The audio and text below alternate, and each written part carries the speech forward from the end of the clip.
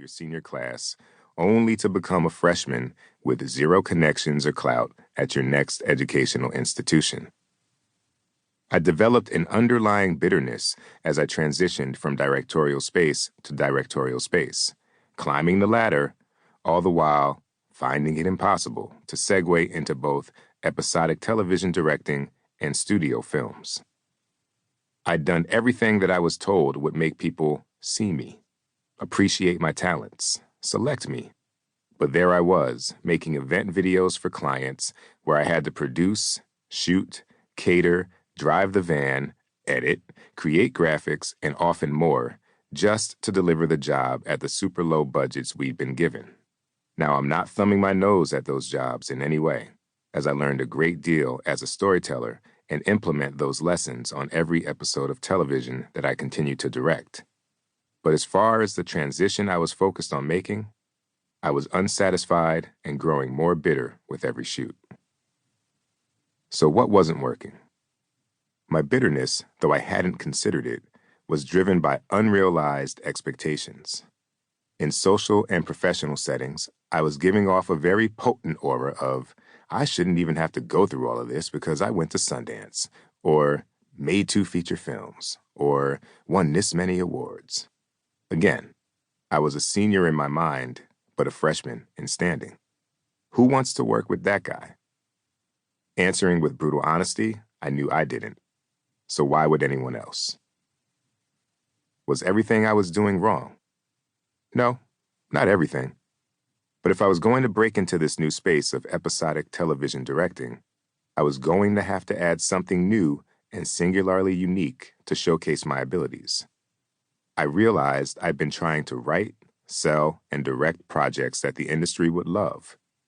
But that's a moving target and can be quite unsatisfying even if you're lucky enough to strike it. I decided to make a short film, but with the mentality of my 11th grade self. The teenager with a head full of dreadlocks that picked up a Super 8mm film camera and made whatever he was most passionate about. The wide-eyed future director who examined each finished product with pride, unconcerned with the impact it would have on anyone else. He was fulfilled because he was working to master his craft and find his voice. I knew that guy was still in there, somewhere. How to pivot? I would position this short film, Black Card, as my new conversation piece, my new calling card. I decided that it could no longer matter that I'd gone to Sundance with my NYU thesis, made 2 feature films, and won a competition at Tribeca Film Festival. Those milestones were 13, 9, and 6 years in the past, respectively. They didn't reap the rewards I had expected, and that would have to be all right.